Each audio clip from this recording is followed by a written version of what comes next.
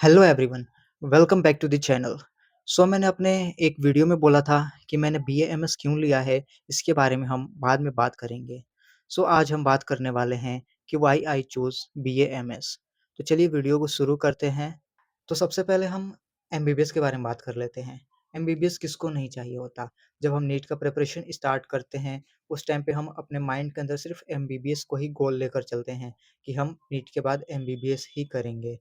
But उस time पे हमें किसी और फ़ील्ड या पैथी के बारे में उतना नहीं सोचते और जब नीट का रिज़ल्ट आता है एंड देन एमबीबीएस ना मिले, तब हम दूसरे फ़ील्ड या पैथी के बारे में सोचते हैं। तो मुझे भी गवर्नमेंट एमबीबीएस सीट जो है वो अलॉट नहीं हुई। मेरा रैंक था 33,587 और इसमें मुझे गवर्नमेंट सीट नहीं मिली। मैंने दूसरी फ़ील्ड्स और दूसरी पैथीज़ जब देखी, तो उसके अंदर मैंने बीएएमएस को चूज़ किया। तो सबसे पहला रीज़न ये था बीएएमएस चूज़ करने का कि एमबीबीएस की जो गवर्नमेंट सीट है, वो मुझे अलॉट नहीं हुई। देन हम बात कर लेते हैं कि मैंने वेटरनरी साइंस या बीडीएस क्यों नहीं लिया। वेटरनरी साइंस के बारे में बात करें तो उसमें एनिमल फिजियोलॉजी और एनिमल्स के बारे में पढ़ाया जाता है और मुझे शुरुआत से ही ह्यूमन फिजियोलॉजी में ज़्यादा इंटरेस्ट था। दैट्स व्हाई मैंने बीएएमएस को मतलब ज़्यादा प्रायोरिटी दी as compared to veterinary science और मैंने वेटरनरी साइंस नहीं ली। और ये सबके अपने-अपने इंटरेस्ट के बारे में है। अगर आपको वेटरनरी साइंस अच्छा लगता है तो आप वेटरनरी साइंस ले सकते हैं। तो अब बात करते हैं कि मैंने बीएएमएस को बीडीएस के ऊपर क्यों लिया और मैंने बीडीएस क्यों नहीं लिया। वैसे तो मेरे रैंक पे गवर्नमेंट डेंटल कॉलेज जो है वो आराम से मिल जाता, बट मैंने बीडीएस ना लेकर बीएएमएस ही क्यों चुना। उसके जो सबसे पहला रीज़न है वो ये है कि मैं बस ओरल कैविटी के मतलब ओरल हेल्थ के अराउंड अपने आप को रेस्ट्रिक्ट नहीं करना चाहता था। दैट्स व्हाई मैंने बीएएमएस लिया ताकि उसके अंदर पूरा ह्यूमन फिजियोलॉजी और बाकी सब चीज़ें भी पढ़ी जा सके। वैसे तो बीडीएस में भी ये चीज़ पढ़ाई जाती है बट एट द एंड आपको ओरल हेल्थ पे ही ध्यान देना होता है।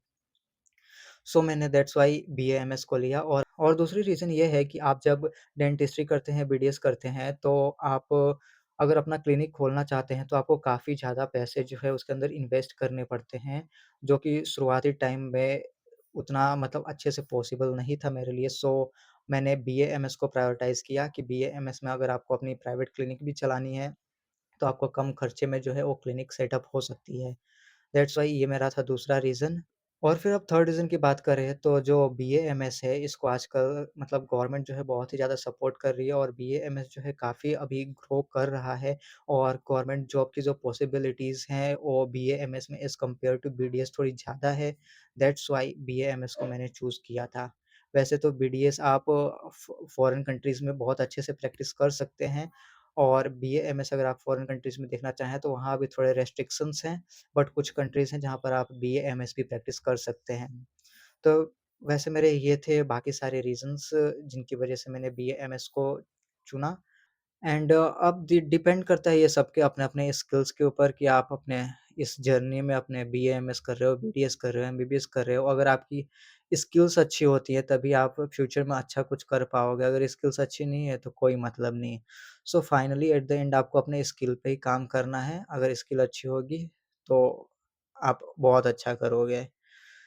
तो अगर आपको ये वीडियो अच्छा लगा हो तो वीडियो को पे लाइक करो और कमेंट करो एंड मिलते हैं अगले वीडियो में, तब तक के लिए टाटा और बाय-बाय।